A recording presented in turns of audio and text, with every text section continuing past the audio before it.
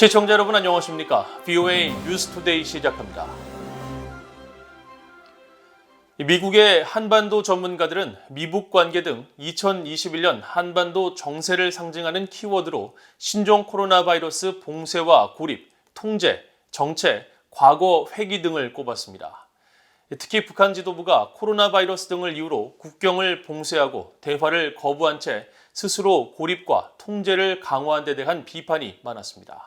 첫 소식 박형주 기자가 보도합니다. 전직관리 등 미국의 주요 한반도 전문가들에게 2021년 한반도 정세를 상징하는 키워드를 물었습니다. 가장 많이 입에 오른 단어는 코로나와 함께 북한 지도부 스스로 고립을 자초했다는 셀프 고립, 봉쇄, 통제, 무책임, 그리고 전략적 인내 등 미국의 정책이 과거로 회귀했다는 비판도 나왔습니다. 캐슬린 스티븐슨 전 주한미국 대사는 북한 정권의 코로나 관련 봉쇄 정책이 수년간의 어떤 제재보다 강력한 스스로의 고립을 자초했다고 평가했습니다.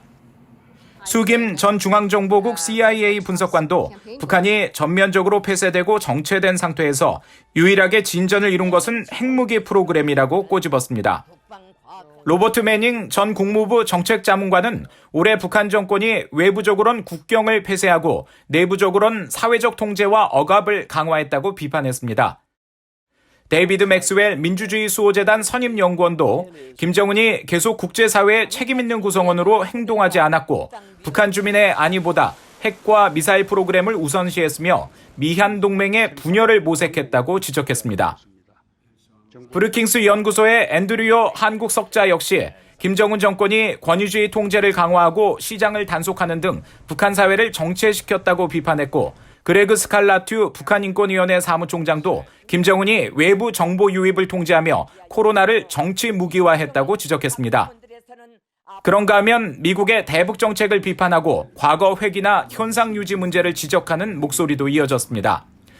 켄 고스 미국 해군 분석센터 선임국장은 바이든 행정부의 대북 정책이 옛 오바마 행정부의 전략적 인내 정책으로 백 투 더 퓨처, 즉 회귀했다고 비판했고 해리 카지아니스 미국 국익연구소 한국 담당 국장은 올해 워싱턴에서 북한 문제가 잊혔다고 말했습니다. 트럼프 행정부 때 북한 문제가 우선순위로 주목받았던 것과 달리 바이든 행정부에서는 과거처럼 관심을 덜 받는 상황을 지적한 겁니다. 미국 국무부는 최근 전략적 인내 회귀 지적을 반박하며 실용적으로 접근하고 있다고 강조했지만 민간단체인 외교정책 포커스의 존 페퍼 소장은 대안 제시가 없었다며 전략적 인내로 돌아간 것이라고 거듭 주장했습니다. 에반스 리비어 전 국무부 동아태 담당 수석 부차관보는 교착 상태의 원인으로 미국과 북한 모두 상대방의 입장을 바꾸도록 강요할 능력이나 의지도 없었다고 지적했고 미국 전략국제문제연구소 CSIS의 마이클 그린 부소장은 청와대와 백악관 모두 종전선언이 야기할 북한 지도부의 일방적 군축 요구, 동맹국들의 신뢰 약화 우려를 강구한 채 순진한 접근을 했다고 비판했습니다. 조셉 디트라니 전 육자회담 차석 대표는 평가보다 희망을 말했습니다. 디트라니 전 대표는 우리는 희망으로 북한과 관여하는 노력을 다시 강화하는 한편 북한을 핵 보유국으로 인정하는 어떤 압력이나 전략에도 절대 굴복하지 않기를 바란다고 강조했습니다. VOA 뉴스 박형주입니다. 미국 정부가 7년 만에 북한에 가장 적은 독자 제재를 부과한 것으로 나타났습니다. 북한과 대화를 재개하기 위한 외교 등 정치적 목적이 있다는 해석이 나오는 가운데 법무부는 이와 별개로 다양한 법적 조치를 부과해 다른 움직임을 보였습니다. 함지하 기자가 취재했습니다. 미국 정부는 지난 10일 세계 인권의 날을 맞아 북한의 리영길 국방상과 러시아, 중국 국적자 등을 특별 지정 제재 대상 명단에 올렸습니다. 사실상 독자 제재인 이 조치를 통해 북한 정권의 인권 유린 문제를 좌시하지 않겠다는 뜻을 분명히 했다는 평가를 받았습니다. 하지만 이날 대북 제재 조치는 올해 처음이자 마지막이었습니다. 앞서 미국 정부는 지난 2015년 이후 적게는 연 4회, 최대 12회 대북 제재 조치를 발표했지만 바이든 행정부 임기 첫 해이기도 한 올해는 단 한 건의 조치에 그친 겁니다. 미국 정부는 이에 대한 구체적인 이유를 밝히진 않았지만 전문가들은 북한과 대화를 이어가려는 바이든 행정부의 의지가 반영된 것으로 풀이했습니다. 미국 하원 외교위원회 법률 자문가로 활동한 조슈아 스탠튼 변호사는 최근 VOA에 바이든 행정부가 제재 지정을 유보하는 이유를 추정하지 않겠다면서도 그 이유가 정치적이라는 건 분명하다고 말했습니다. 그러면서 제재 유보로 인해 자금 세탁과 확산, 무기 거래, 사이버 범죄, 인권 유린 등에 연루된 기관들을 제재 대상으로 지정하도록 한 대북 제재와 정책 강화법 104조의 의무를 현 정부가 다하지 않는 게 분명하다고 지적했습니다. 바이든 행정부가 새 제재 부과에 적극 나서진 않았지만 그렇다고 제재 이행에 소극적이었던 건 아닙니다. 지난 10월 20일 북한 정권의 잠수함 발사 탄도미사일 SLBM 발사 문제 논의를 위해 안보리 회의장으로 향하던 린다 토머스 그린필드 유엔 주재 미국 대사는 미국이 독자적인 제재를 고려하느냐는 질문에 기존의 제재 체제를 더 잘 이행할 필요가 있다고 말했습니다. Look, we already have a sanctions regime in place.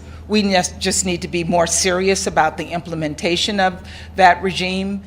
실제로 제재 조치가 적었던 것과는 대조적으로 대북 제재 위반자들에 대해 법적 조치를 단행하는 법무부는 지난해와 마찬가지로 활발한 움직임을 보였습니다. 법무부는 올해 북한 해커와 싱가포르 사업가 등 4명을 형사 기소하고 불법으로 북한에 유류를 운반하던 유조선 커리저스호에 대해선 민사 몰수 소송을 제기해 지난 7월 최종 승소 판결을 받았습니다. 또 북한에 담배 종이를 수출한 혐의를 받던 인도네시아 소재 제지업체에는 101만 달러의 벌금을 부과하기도 했습니다. 미국의 전문가들은 이에 대해 법무부가 행정부의 정책적 방향에 있어 다른 부처들보다 자유롭다며 정치적 상황과 관계없이 관련 증거에 따라 움직일 수 있기 때문에 북한과 관련해서도 적극적인 법적 조치를 취한 것으로 해석했습니다. BOE 뉴스 함지아입니다. 북한의 누적된 식량 부족으로 식량난이 더 심화돼 취약계층의 고통이 더 커질 것이라고 전문가들이 진단했습니다. 북한 경제 전문가인 윌리엄 브라운 조지타운대 교수는 30일 VOA에 올해 식량 수확량이 예년과 비슷하거나 조금 나아졌더라도 누적된 식량 부족 현상 때문에 취약계층을 중심으로 식량난이 심화될 것이라고 전망했습니다. 앞서 한국농촌진흥청은 올해 북한의 식량작물 생산량을 지난해보다 29만 톤 증가한 469만 톤으로 추산하면서 그러나 이는 북한의 연간 평균 곡물 수요량인 550만 톤에는 크게 못 미친다고 지적한 바 있습니다. 한국농어촌공사의 김관호 연구원은 올해 북중 교역 거래량이 이전의 10%에도 못 미치는 통계 자료 등을 고려해 북한 농업에 필요한 농자재 수입이 거의 없었던 것으로 보인다며 지난해에 이어 올해도 물자 부족으로 식량난이 가중됐을 것으로 분석했습니다. 앞서 미국 농무부는 지난해보다 100만 명 증가한 북한 주민 63%에 해당하는 1,630만 명이 식량 부족을 겪을 것으로 추정했으며 유엔은 올해 북한이 외부에서 들여와야 할 곡물량을 106만 3천 톤으로 추산한 바 있습니다. 주한미군 기지에서 신종 코로나 바이러스 감염증 확진자가 최근 일주일 사이 역대 최대 규모인 467명을 기록했습니다. 주한미군 사령부는 30일 홈페이지를 통해 지난 21일부터 27일 사이 주한미군 기지에서 457명, 해외에서 한국 입국 후 확진된 10명 등 총 467명이 코로나 확진 판정을 받았다고 밝혔습니다. 사령부는 한국 내 미군 기지에서 확진된 인원을 평택 캠프 험프리스 기지와 오산 공군 기지 등의 지정시설에 격리했다고 밝혔습니다.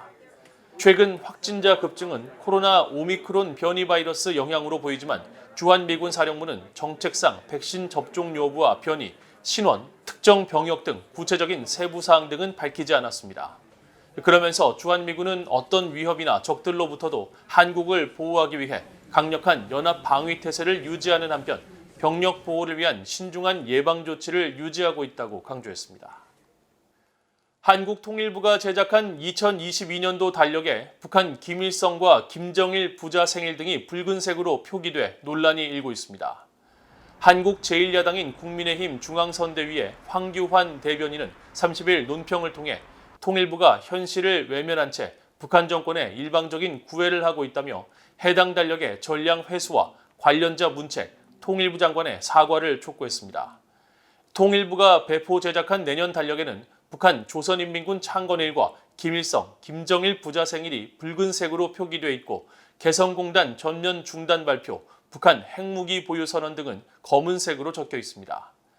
통일부 대변인실은 관련 논란에 대해 통일부 달력은 국민 배포용이 아닌 통일부 직원들의 업무 지원을 위해 제작된 내부 참고용이라고 해명했습니다. 이상으로 BOA 뉴스투데이를 모두 마칩니다. 시청해주신 여러분 고맙습니다.